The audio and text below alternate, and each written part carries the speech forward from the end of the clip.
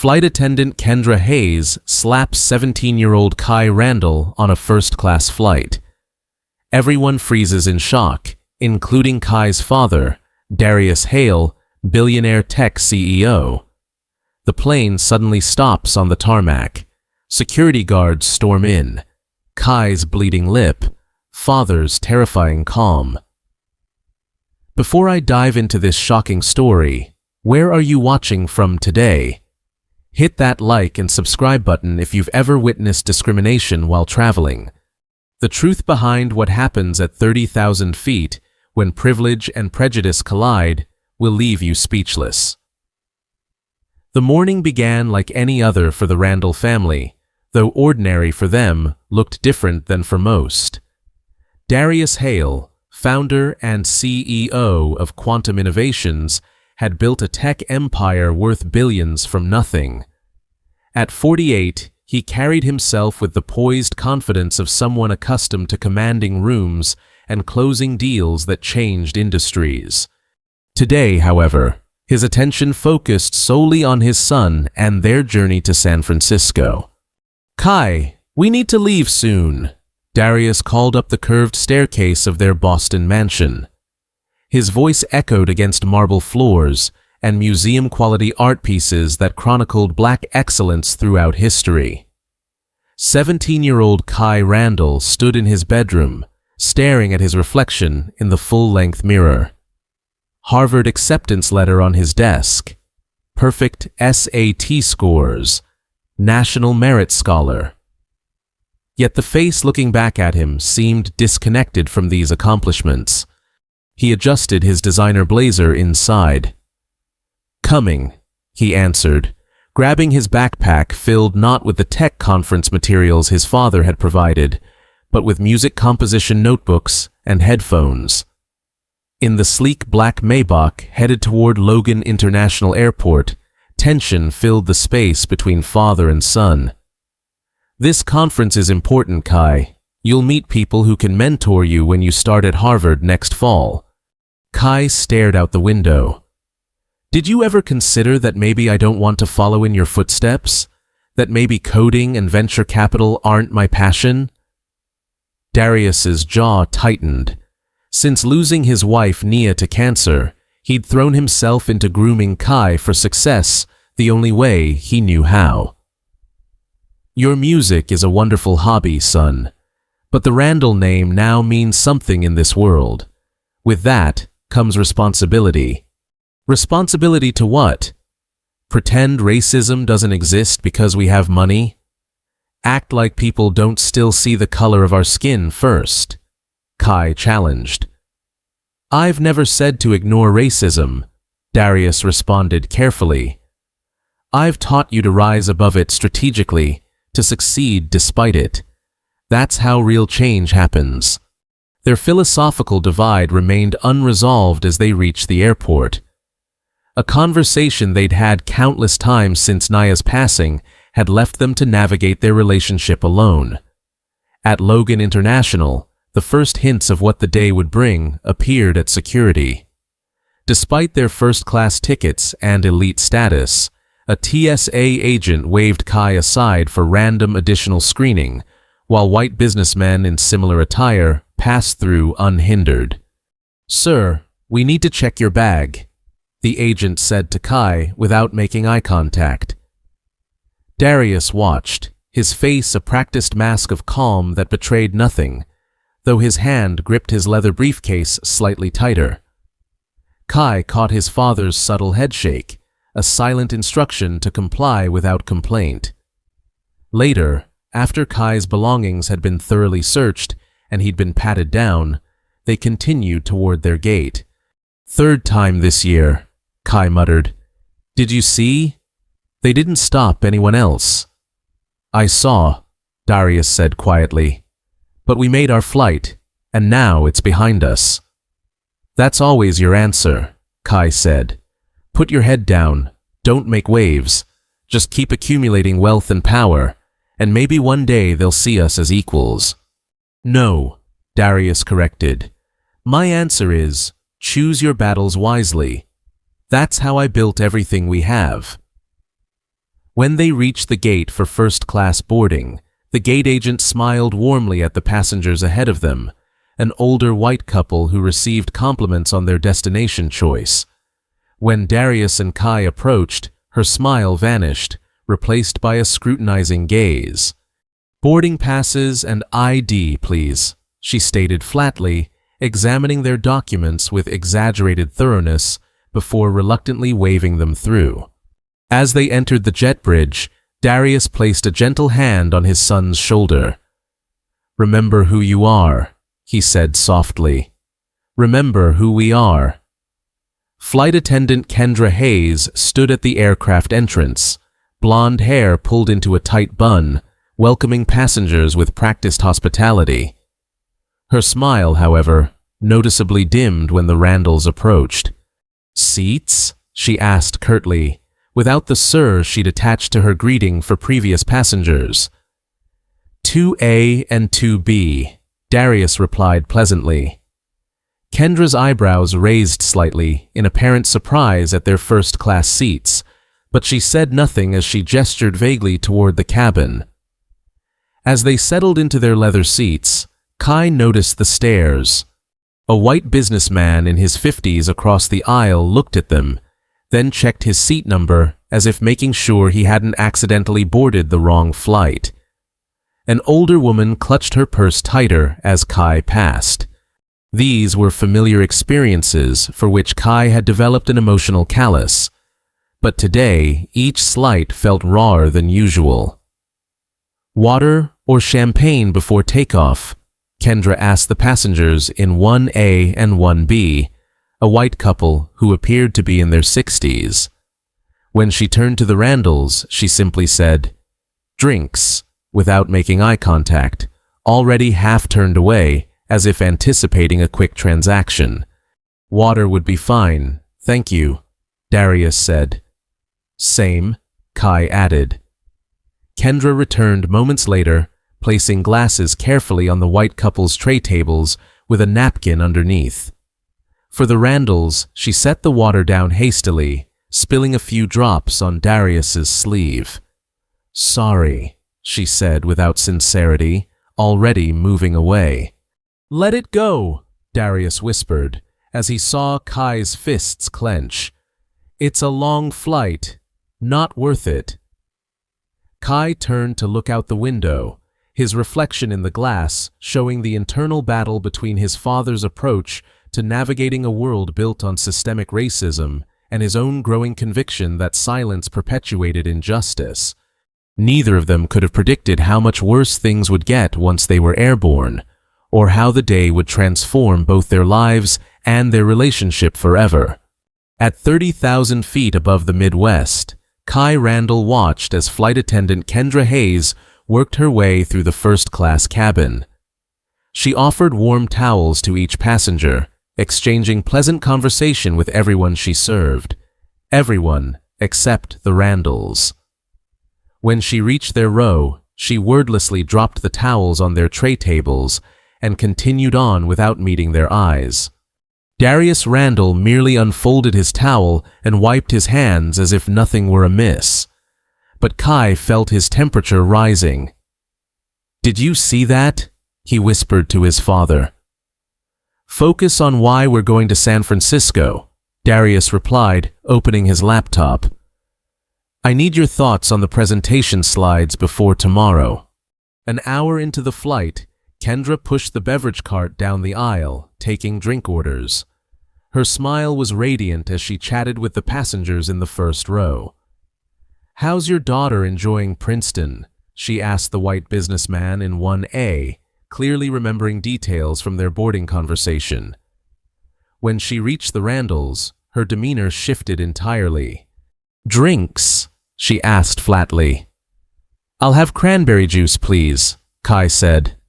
"Orange juice," Darius requested. Kendra served the passenger across the aisle first, carefully pouring his requested scotch and adding a small bowl of warmed nuts she hadn't offered to the Randalls. When she finally turned to serve Kai, her movements became jerky and rushed. As she extended the plastic cup, she accidentally tilted it, sending cranberry juice cascading onto Kai's open laptop. "Oh," she exclaimed with exaggerated surprise that didn't reach her eyes. No apology followed. Kai jumped up as the liquid seeped between his keyboard keys, the screen already flickering. The laptop contained months of music compositions he'd been working on. "What the hell?" he exclaimed, grabbing for napkins. Kendra tossed a handful of cocktail napkins his way without a word and continued serving drinks as if nothing significant had happened. The laptop sputtered and died. "That was deliberate," Kai hissed to his father. "You saw it." Darius's expression remained impassive, but a muscle twitched in his jaw. "We'll get you a new computer in San Francisco." "That's not the point," Kai said loud enough that several passengers turned to look. "All my work was on there. She did that on purpose, and you're just going to let it slide." The incident triggered memories Kai couldn't suppress. Last year at Westlake Preparatory Academy, where he was one of only 12 black students, he'd scored perfect marks on an advanced calculus exam. His teacher had accused him of cheating, unable to believe he could legitimately outperform his white peers. Despite his impeccable academic record, Kai had been forced to retake the test under supervision, while his white classmates' identical scores went unquestioned. Then there was the time police had stopped him while he was driving his father's Tesla. The officers had approached with hands on their weapons, demanding to know whose car he was really driving. Only his father's remote video intervention through the car's security system had de-escalated the situation. Through each incident, Darius had advised patience, strategic responses, documentation, never confrontation. "Pick your battles," he always said. "Build power first, then use it wisely." But sitting on this plane with sticky juice destroying his creative work, while the perpetrator served drinks with impunity just rows away, Kai felt his father's approach failing him. The accumulated weight of 1,000 indignities pressed on his chest. Across the aisle, a black man in his 40s observed the scene with growing concern. Javier Chen, executive vice president at a Fortune 500 company, recognized the dynamics at play immediately. He'd experienced similar treatment countless times, despite his expensive suit and executive status. He caught Darius's eye and gave a subtle nod of solidarity. 2 rows behind them, Sophia Liang, a 32-year-old Asian American tech entrepreneur, had witnessed everything. She discreetly positioned her phone to record Kendra's interactions with various passengers, documenting the stark difference in treatment. Meanwhile, from seat 3C, Harlan Thorpe, a middle-aged white man with an investment banking pedigree, made little effort to hide his disdain. "Looks like someone's affirmative action ticket isn't buying the service they expected," he muttered to his seatmate, just loud enough for Kai to hear.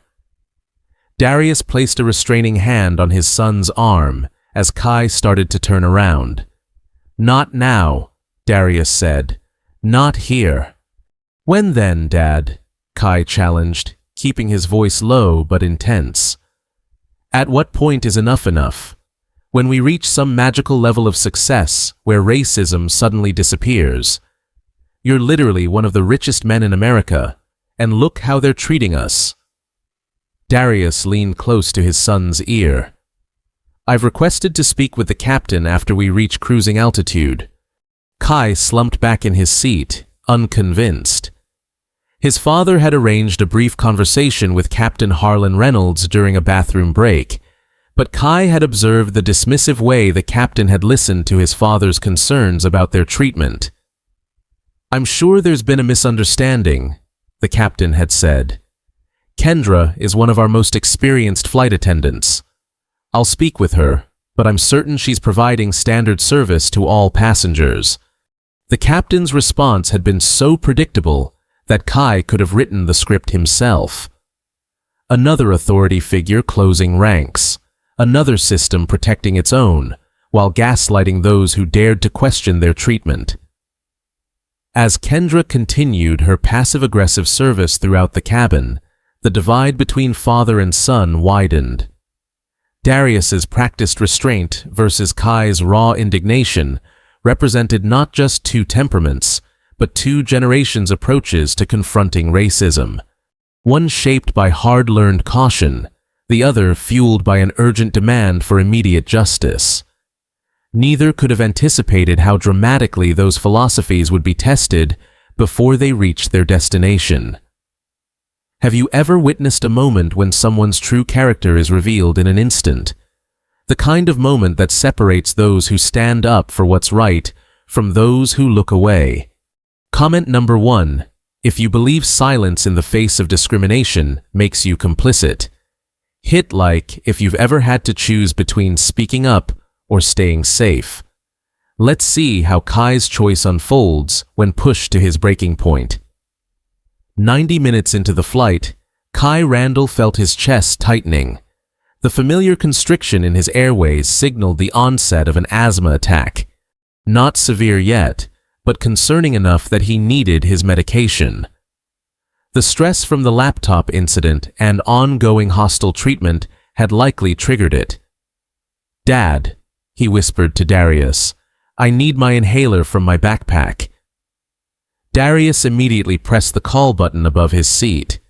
After several minutes with no response, he pressed it again. Across the aisle, Harlan Thorpe received immediate attention when his button lit up moments later.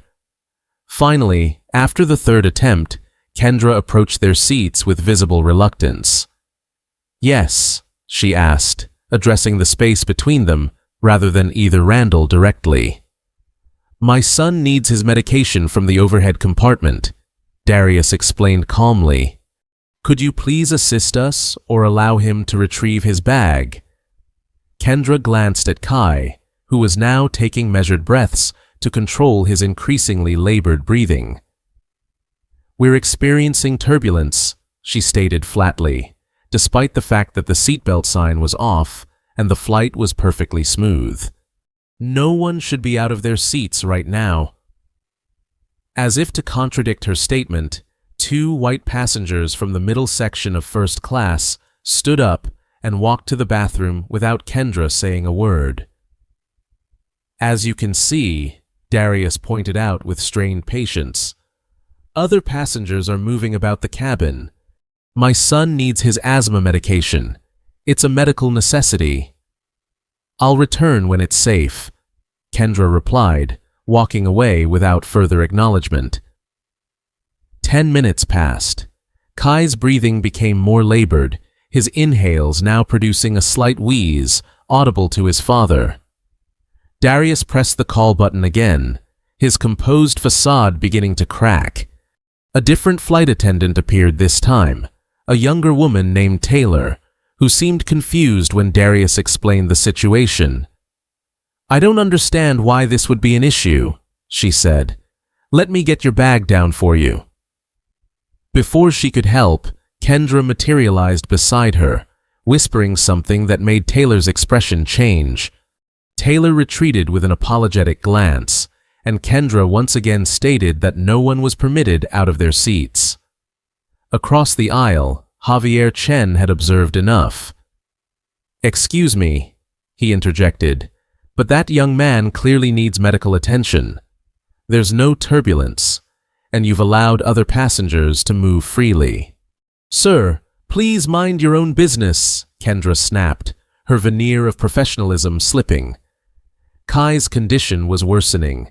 His breathing became more audible, and a sheen of sweat appeared on his forehead as he struggled to maintain normal oxygen levels.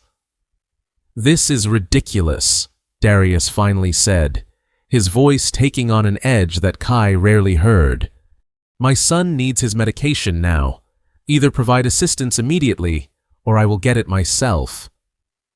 "You need to control yourself, sir," Kendra responded, her emphasis on "sir" dripping with sarcasm. "If you can't follow crew instructions, we'll have other issues to address." The implied threat hung in the air, the same threat black people had faced throughout history when asserting their basic rights. comply or face consequences, accept mistreatment or risk something worse. In that moment, something shifted in Kai. Through his increasingly difficult breathing, a clarity emerged. He would not let his father face this alone. He would not be another young black man who accepted injustice to avoid conflict. With deliberate movements, Kai unbuckled his seatbelt and stood up.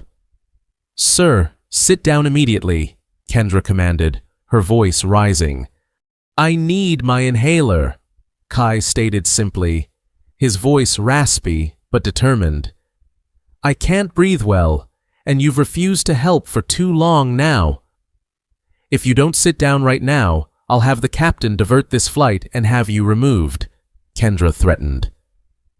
Sophia Liang, still recording discreetly, captured the entire exchange. Harlan Thorpe and several other passengers watched with varying expressions, some concerned, others seemingly entertained by the confrontation. "I'm getting my medication," Kai insisted, taking a step toward the overhead bin. What happened next occurred so quickly that passengers would later give conflicting accounts. Kendra stepped into Kai's path and placed her hands on his chest, pushing him backward with surprising force. As Kai stumbled slightly, instinctively raising his hands in a non-threatening gesture to maintain balance, Kendra's right hand swung upward and connected with his face in a resounding slap that snapped his head to the side. The sound echoed through the suddenly silent cabin. A trickle of blood appeared at the corner of Kai's lip, where Kendra's ring had cut him. He stood there, frozen, his hand rising slowly to touch the spot in disbelief. The entire first-class cabin went still. Even breathing seemed too loud in the shocked silence that followed. Darius Hale rose to his full height, his expression transforming into something that made Kendra take an involuntary step backward. There was no anger visible on his face. Something far more terrifying had replaced it.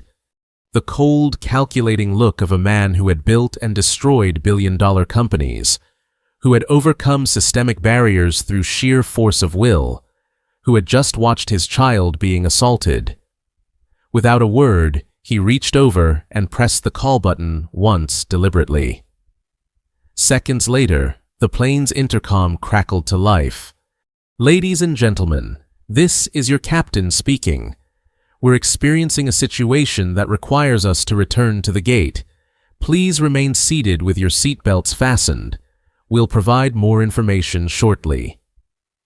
The aircraft, which had been cruising smoothly toward San Francisco, banked in a gentle turn. Within minutes, they could feel the descent beginning as the plane headed back to the airport it had departed from less than 2 hours earlier.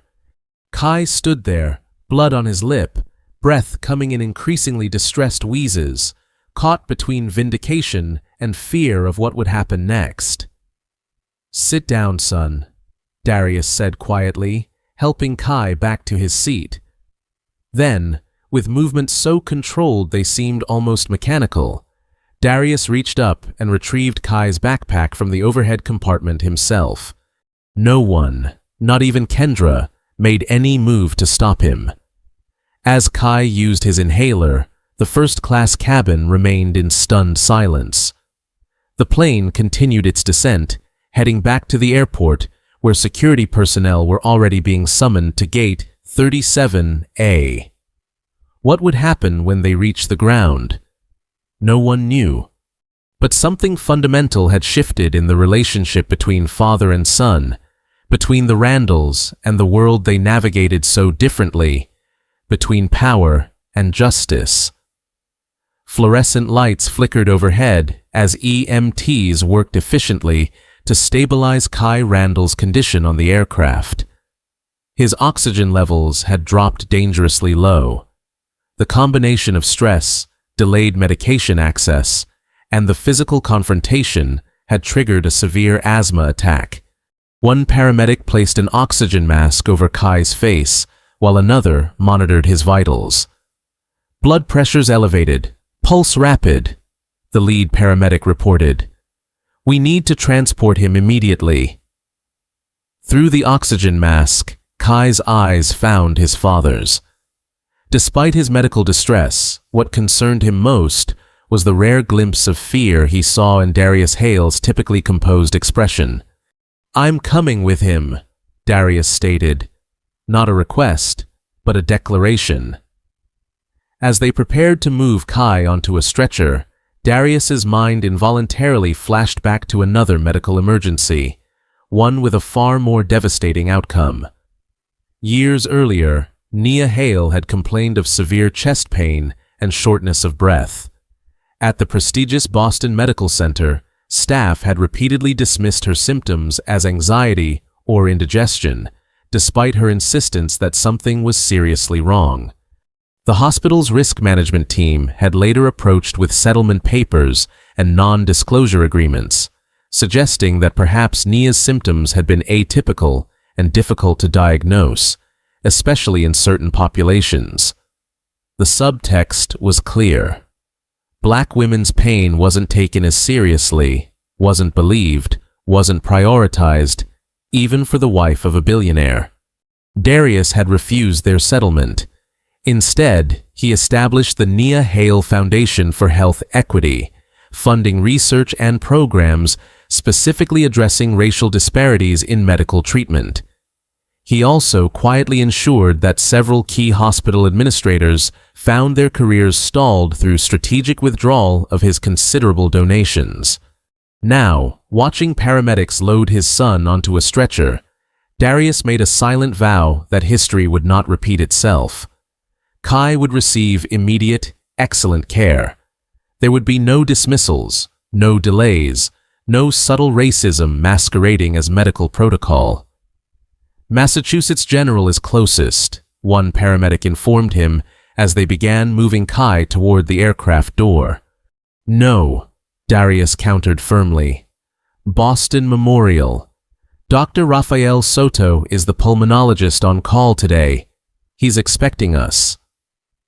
The paramedics exchanged surprised glances at Darius's specific knowledge, but nodded in agreement. In the minutes since the medical team had boarded the plane, Darius had made 3 phone calls that ensured Boston's top pulmonary specialist would be waiting when they arrived. As they moved through the aisle, passengers watched in stunned silence. Sophia Liang continued recording, documenting both the medical response and the airline personnel's increasingly nervous attempts to manage the situation. Javier Chen gathered the Randalls' belongings, volunteering to bring them to the hospital later. "This isn't over," Harlan Thorpe called out as they passed his seat. "The boy disobeyed crew instructions. Actions have consequences." Darius didn't break stride or acknowledge the comment, but Javier Chen paused. "So do words, Mr. Thorpe," he said quietly. "So do words."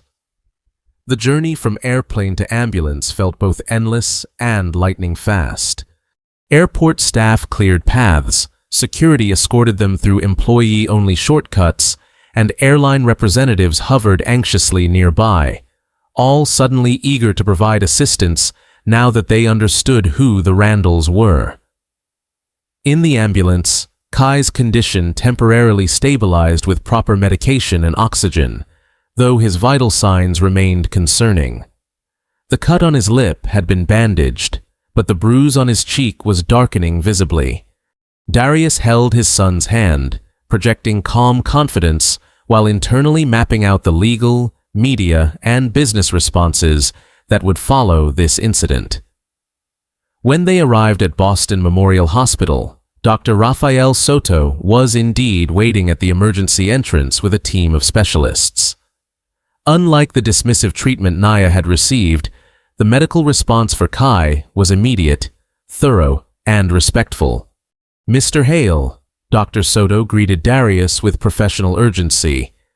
"We've prepared a treatment room. I've reviewed Kai's medical history and have a pulmonary team standing by." As they wheeled Kai into the treatment area, a nurse attempted to direct Darius to the waiting room. "Sir, if you could wait. I'm staying with my son," Darius stated in a tone that left no room for discussion. The hospital staff quickly adapted, bringing him a chair near Kai's bed.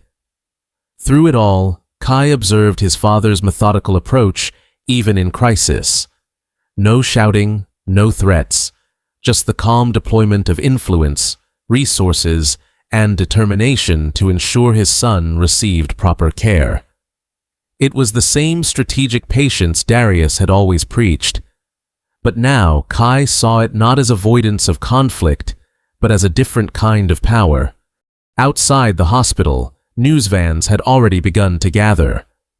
The video of the assault had been viewed millions of times, sparking heated debates across the country about race, privilege, accountability, and justice. What had begun as a routine flight had become something far more significant, a flashpoint in America's ongoing struggle with its racial history and present. And at the center of it all was a father and son whose relationship was being reforged through fire, whose different approaches to navigating racism were finding unexpected common ground in the aftermath of a crisis that had nearly cost Kai his life.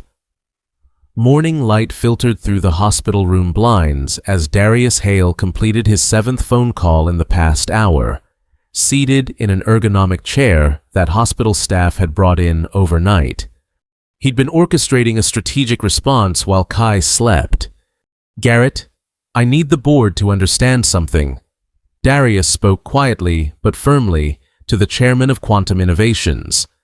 "This isn't a distraction from our business. This is now our business. Yes, I understand the earnings call is next week. No, I will not be issuing a conciliatory statement to calm the markets." Continued his call. "The decision is made." Darius continued his call. "The decision is made, Garrett. Either the board backs me unanimously, or I'll call an emergency shareholder meeting. We both know how that will end." Darius ended the call and turned to his son. "How are you feeling this morning?" "Better," Kai replied, sitting up carefully. "What's happening out there?" Darius handed him a tablet displaying multiple news sites, all featuring the incident. National Airways stock had dropped in pre-market trading. The video of Kendra slapping Kai had been viewed millions of times overnight. "You've been busy," Kai observed, noticing his father's meticulously organized notes and a series of completed calls marked on his digital schedule. "I've assembled a team," Darius confirmed. "Sofia Valdez will be leading our legal response." Kai's eyebrows rose. Sofia Valdez was the nation's most prominent civil rights attorney, famous for winning landmark discrimination cases against major corporations. "This isn't just about us anymore, is it?" Kai asked. "It never was," Darius replied. "But now we have the nation's attention, which means we have leverage to create real change." A soft knock at the door interrupted them. Dr. Soto entered with morning rounds, accompanied by the hospital administrator, an unusual presence that signaled the high-profile nature of their patient. "Kai's recovery is progressing excellently, doctor," Soto reported after examination. "His lung function has returned to near normal levels, though I'd recommend avoiding stressful situations for at least a week." Darius and Kai exchanged knowing glances. Avoiding stress seemed impossible given what lay ahead. "Thank you, doctor. We appreciate your excellent care." After the medical team departed, Darius's phone rang again. He checked the screen and answered with deliberate formality. "Mr. Klein, I was wondering when National Airways would make this call." He put the phone on speaker so Kai could hear. "Mr. Hale," Victor Klein's voice carried the strained politeness of a man under extreme pressure. "On behalf of National Airways, I want to express our deepest regrets about yesterday's unfortunate incident." "Assault," Darius corrected calmly. "Let's use precise language. Your employee assaulted my 17-year-old son after denying him access to life-saving medication." A pause. Yes.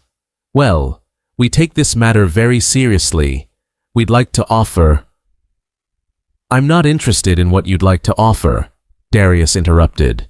My attorney, Sofia Valdez, will be contacting your legal department within the hour with our requirements. Requirements, Klein's voice tightened, for addressing this systematically, not just individually. Kendra Hayes' termination is merely the beginning. We'll require transparency about your discrimination complaint history, mandatory training reforms, and an independent audit of your customer service practices with respect to passengers of color. Mr. Hale, surely we can come to a more private arrangement. The company is prepared to be extremely generous. This conversation is being recorded, Mr. Klein, Darius noted, and your focus on privacy rather than accountability speaks volumes. After ending the call, Darius turned to find Kai watching him with a thoughtful expression. What? Darius asked. I've never seen this side of you before, Kai admitted. It's like you've been preparing for this moment my whole life. In some ways, I have been, Darius acknowledged, but I hoped you'd never need to see it. Throughout the day, the hospital room became a command center. Sofia Valdez arrived with 2 associates, setting up impromptu workstations near the bed. Darius's executive assistant coordinated virtual meetings with Quantum Innovations executives and the PR team. Javier Chen visited, bringing the Randalls' belongings from the plane and offering his witness statement to the legal team.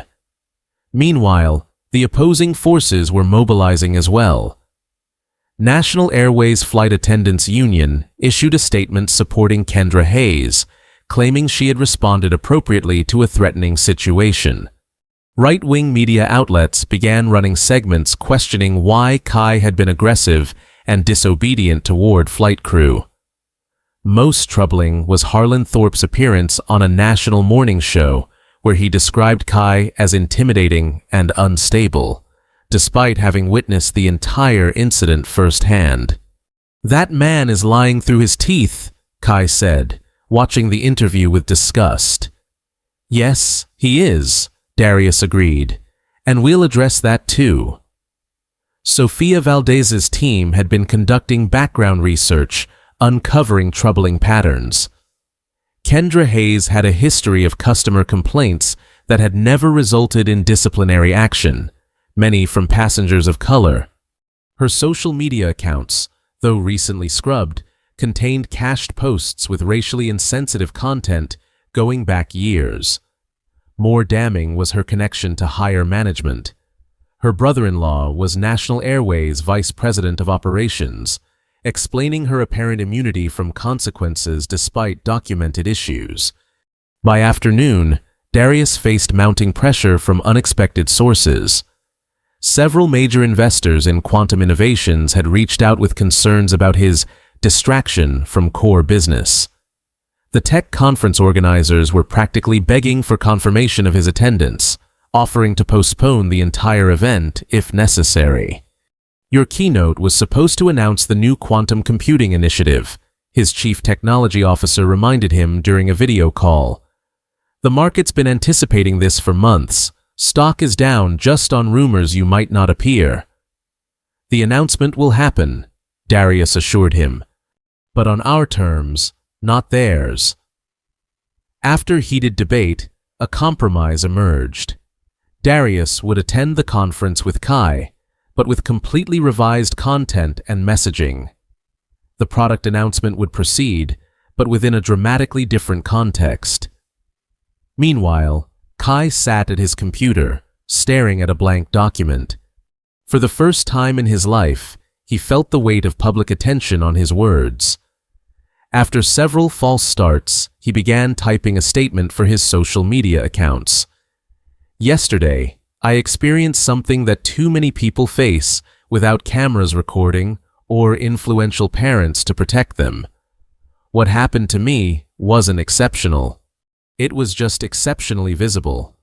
I'm grateful for the support, but more importantly, I'm committed to ensuring this moment leads to real change for everyone who boards a plane expecting dignity and receives discrimination instead. This isn't about one flight attendant or one airline. It's about systems that protect some at the expense of others. He continued writing, finding his voice strengthening with each paragraph. By the time he finished, he had crafted a thoughtful statement that transcended the specific incident to address the broader issues at play. Before posting, he showed it to his father. Darius read it carefully, then looked at his son with newfound respect. "This is powerful, Kai. Measured yet uncompromising. Your mother would be incredibly proud." With his father's approval, Kai posted the statement. Within hours, it had been shared hundreds of thousands of times, endorsed by civil rights leaders, celebrities, and fellow students. What might have been dismissed as teenage anger had instead emerged as a clarion call for accountability that resonated across generations. By evening, National Airways damage control efforts were crumbling. A former flight attendant who had worked with Kendra Hayes appeared on MSNBC, describing a pattern of discriminatory behavior that had been reported multiple times but never addressed. She produced emails showing that complaints had been systematically dismissed by management. "It wasn't just Kendra," the whistleblower explained. "It was the entire system that protected her and others like her. When passengers of color complained, their concerns were classified as low priority or subjective perception issues in our internal tracking system." The betrayal was coming from all sides now. In the quiet moments between medical checks and phone calls, they began a conversation that had been years in the making. "Dad," Kai said as they watched the evening news coverage of their situation, "when Mom died, did you fight the hospital like this?" Darius's eyes glistened. "Not like this," he admitted. "I fought them systematically behind the scenes. I established the foundation in her name, redirected funding, changed policies, but I often wonder if I should have been more public, if that might have saved other lives sooner." "So this is for Mom too," Kai realized.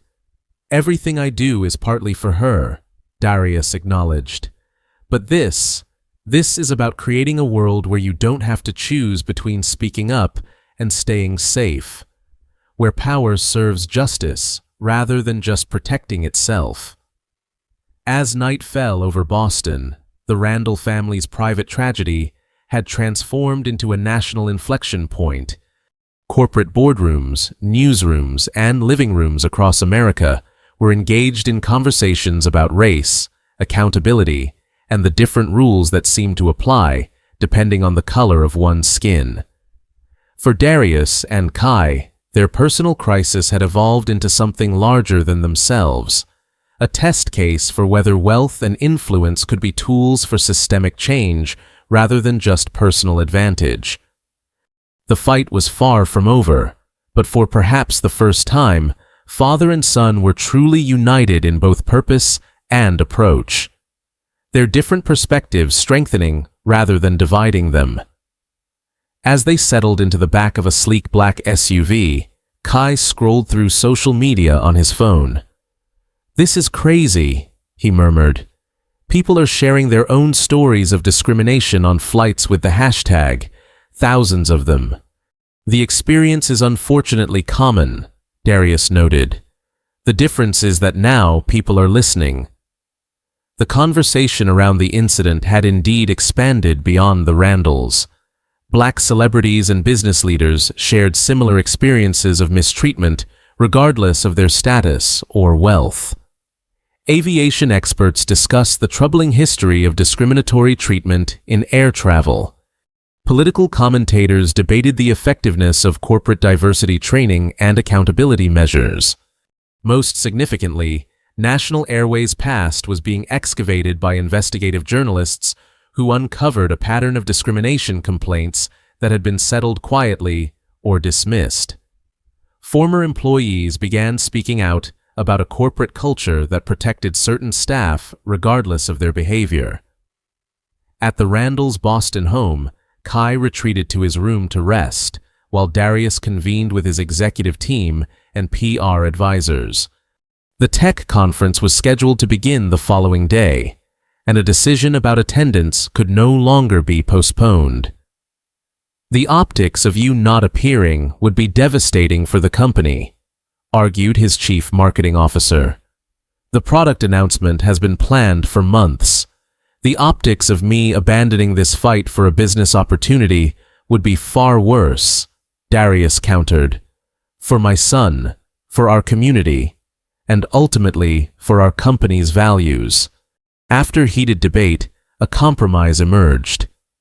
Darius would attend the conference with Kai, but with completely revised content and messaging.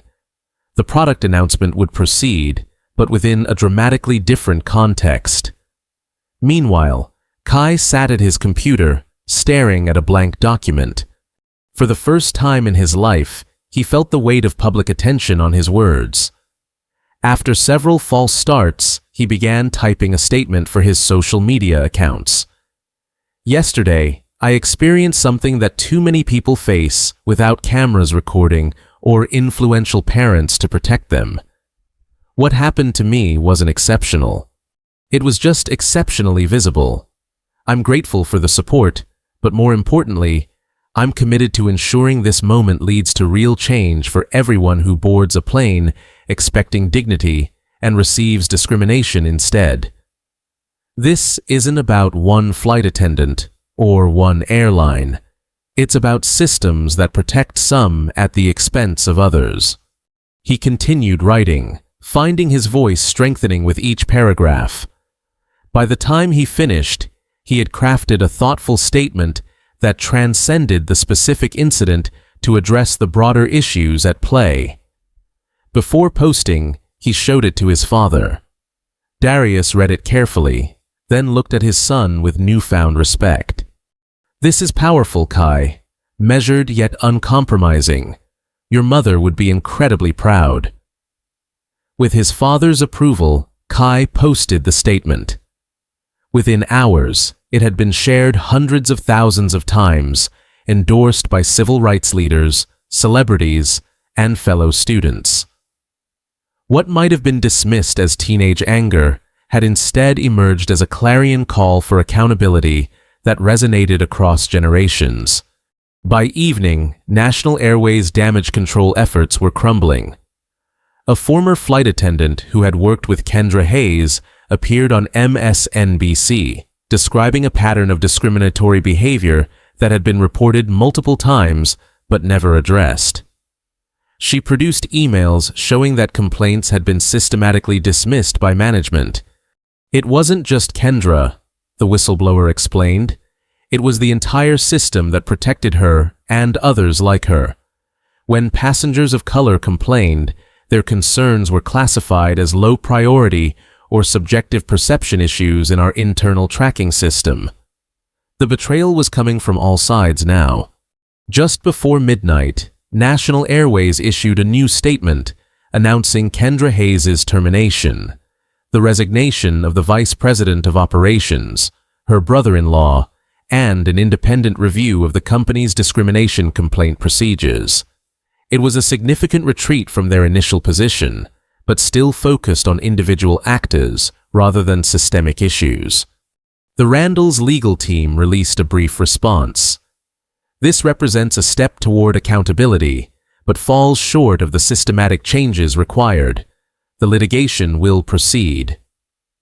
As they packed for San Francisco, Kai noticed his father including his music composition notebooks alongside the conference materials. "What are those for?" he asked, surprised. "I've already thought about it," Darius replied. "I've already blocked the dates on my calendar." The betrayal was coming from all sides now. "Dad," Kai said as they watched the evening news coverage of their situation. "When Mom died, did you fight the hospital like this?" Darius's eyes glistened. "Not like this," he admitted. "I fought them systematically behind the scenes. I established the foundation in her name, redirected funding, changed policies.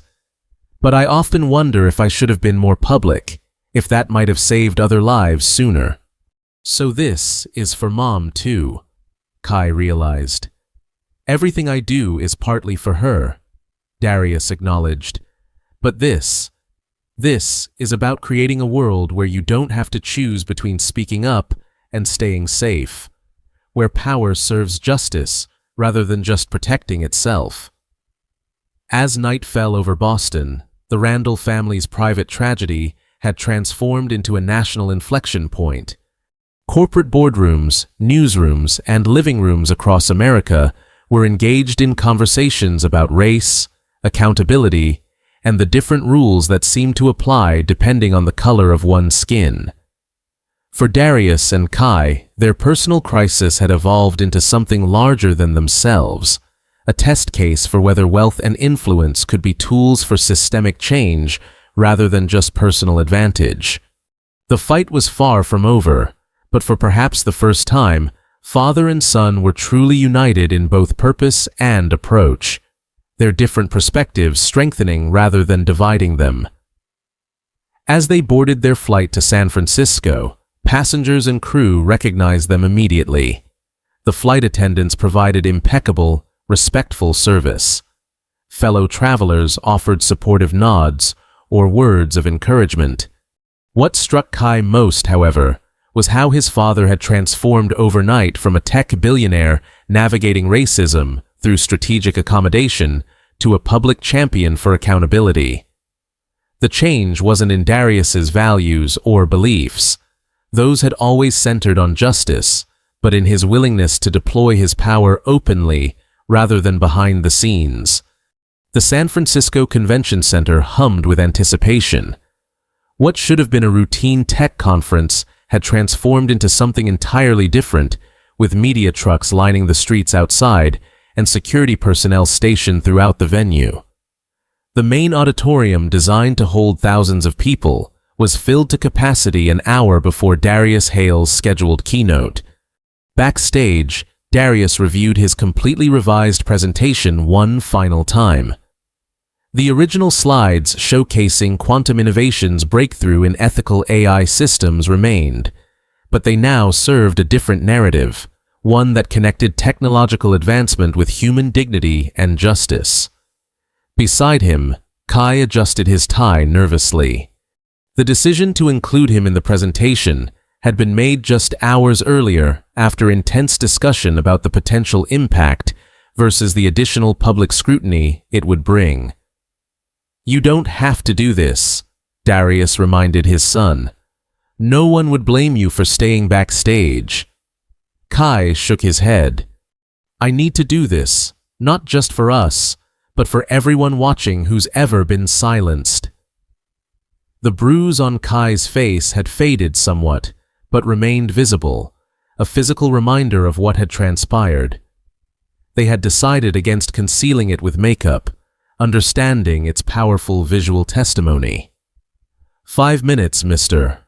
Hale," a conference coordinator announced, clearly trying to maintain professional calm despite the unprecedented situation. Security around the event had been dramatically increased after several online threats targeted the Randalls.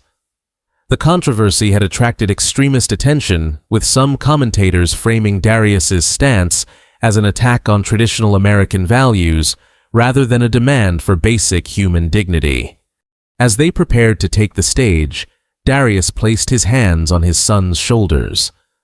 "Whatever happens out there, I want you to know something. I've always been proud of you, Kai, but never more than these past few days. You've shown courage that can't be taught." The moment was interrupted by Sofia Valdez with news that the airline CEO had personally reached out requesting a meeting. "He's offering a comprehensive settlement that includes everything we asked for, including the independent audit and structural changes, plus a substantial contribution to the accountability project," she reported. "They blinked," Kai observed. "They calculated," Darius corrected.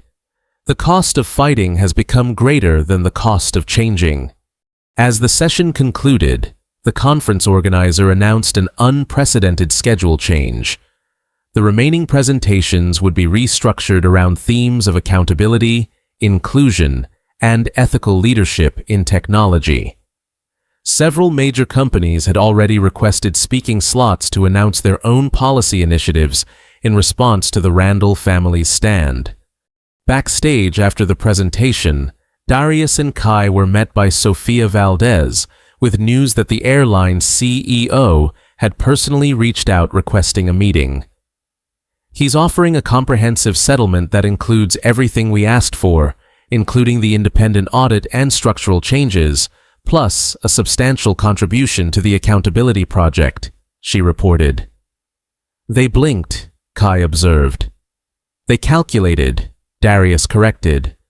"The cost of fighting has become greater than the cost of changing."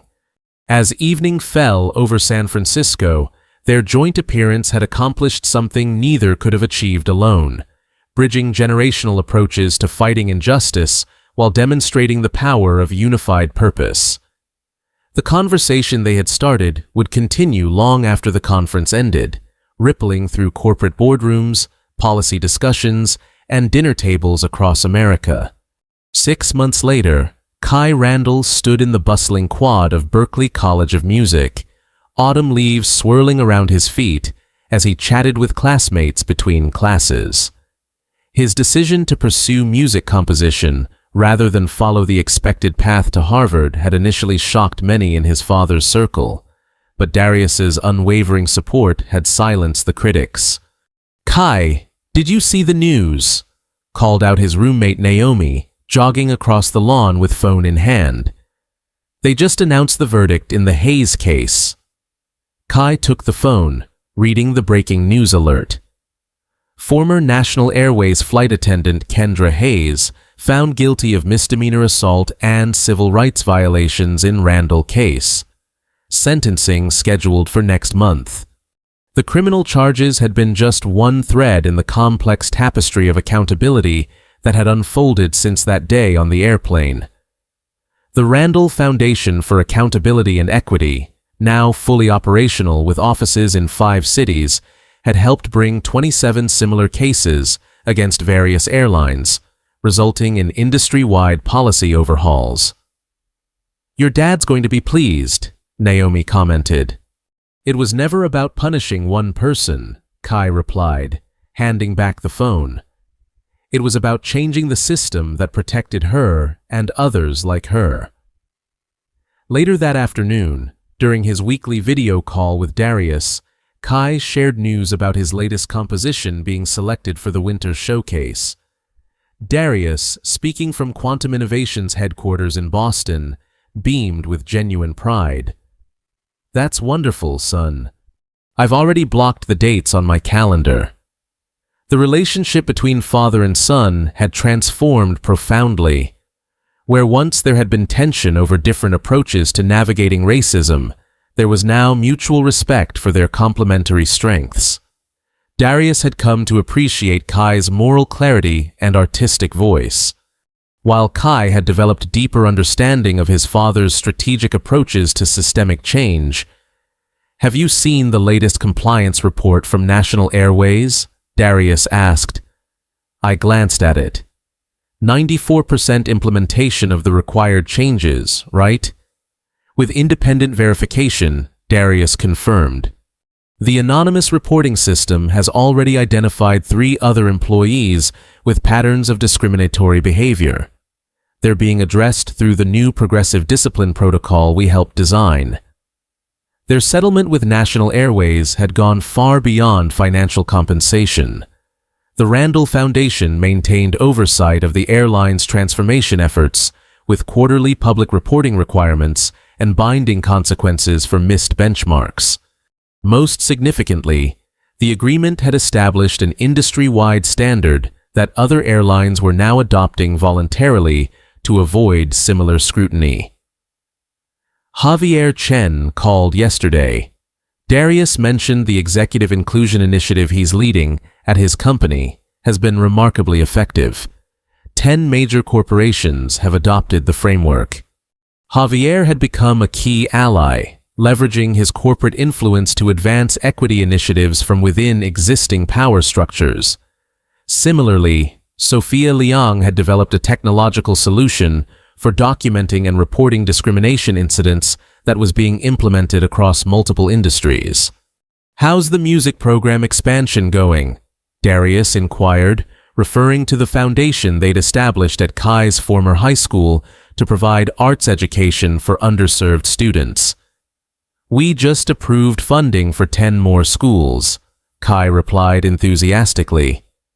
The pilot program showed a 30% improvement in overall academic performance among participants. Art creates change beyond the canvas. This project had been Kai's brainchild, using his experience and platform to ensure other young black artists had opportunities he'd almost missed while being pushed toward more practical careers. It represented the perfect synthesis of his father's strategic resource deployment and his own passionate belief in creative expression as a path to both personal and social transformation.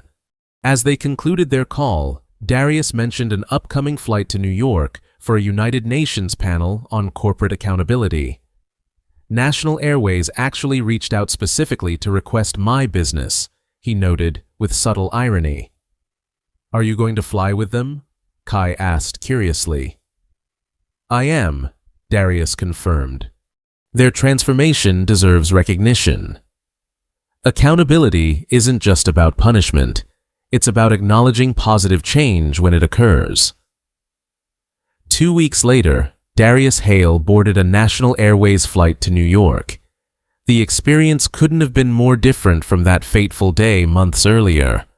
The crew was visibly diverse, the service impeccable and consistent for all passengers. The airline had implemented comprehensive training, revised hiring practices, and established clear accountability processes that were already being studied as industry best practices. As he settled into his first-class seat, a young black flight attendant approached. "Mr. Hale," she said quietly, "I just wanted to thank you personally. Because of the changes you fought for, I'm now part of the airline's mentorship program for underrepresented employees. You and Kai made this industry better for all of us."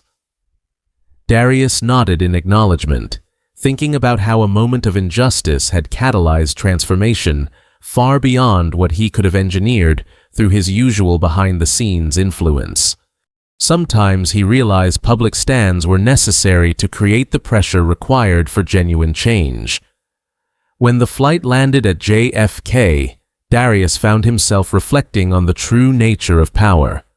For years, he had accumulated wealth and influence as protection against the racism he couldn't eliminate. He had taught Kai to navigate systems rather than confront them directly. But what had happened on that tarmac months ago had changed his understanding of how power could and should be used. The crisis had forced both father and son to reconsider their approaches. Darius had embraced more direct confrontation of injustice, while Kai had learned the value of strategic patience and systematic reform. Together they had become more effective than either could have been alone. The incident that began with a slap on an airplane had rippled out to touch countless lives, from airline employees empowered to report discrimination without fear, to passengers who now experienced more equitable treatment to corporations implementing meaningful accountability measures rather than empty diversity statements. And most importantly, it had transformed a father and son's relationship, allowing each to see the other more fully and appreciate the different but complementary ways they approached the struggle for justice. For Darius and Kai Randall, the journey had been both painfully personal and profoundly public. They had discovered that true power lay not in escaping the reality of racism through wealth or status, but in using privilege to dismantle the systems that perpetuate it, note by note, policy by policy, heart by heart. What began with an assault had ended with transformation, and that both father and son now understood was the most powerful response to injustice. Have you ever witnessed a moment of injustice that led to unexpected positive change? Comment below with your experiences. If this story resonated with you, please like, subscribe, and share to help others understand how privilege can be used to create systemic change rather than just personal comfort. Thank you for joining me for this powerful journey of transformation. And remember, true justice isn't just about what happens to us, but what we make happen for others. The Randall family's journey teaches us powerful lessons about confronting injustice. First, there's no single right way to fight discrimination. Darius's strategic patience and Kai's moral clarity both prove necessary for creating lasting change. Sometimes, systemic reform requires both approaches working in tandem. Second, privilege brings responsibility. Darius's wealth and influence weren't just shields for personal protection, but tools that could dismantle barriers for others. True power lies not in escaping injustice personally, but in transforming systems that perpetuate it. Third, public accountability creates pressure that private influence alone cannot. While behind-the-scenes advocacy has value, some institutions only change when forced by public scrutiny and concrete consequences. The viral video catalyzed changes that might have taken years through traditional channels. Fourth, individual incidents reflect systemic patterns. What happened to Kai wasn't exceptional, it was exceptionally visible. The thousands who shared similar stories under #JusticeForKai demonstrated how racism persists regardless of class or achievement. Finally, justice must be restorative, not just punitive. The Randalls focus not merely on Kendra's punishment, but on transforming airline policies, creating reporting systems, and establishing industry standards that would protect future travelers. Their approach recognized that true justice creates safer spaces for everyone, turning moments of trauma into catalysts for collective progress. Have you ever witnessed discrimination that made you question whether to speak up or stay silent? Comment below about a time you had to choose between confrontation or strategic patience. If this story resonated with you, please hit that like button to help others find it. Subscribe for more powerful narratives about overcoming injustice, and share this video with someone who might need courage to stand up against discrimination in their own life. Thank you for listening to this journey of transformation. Remember, in the fight for equality, we need both the wisdom to know when to wait and the courage to know when to act.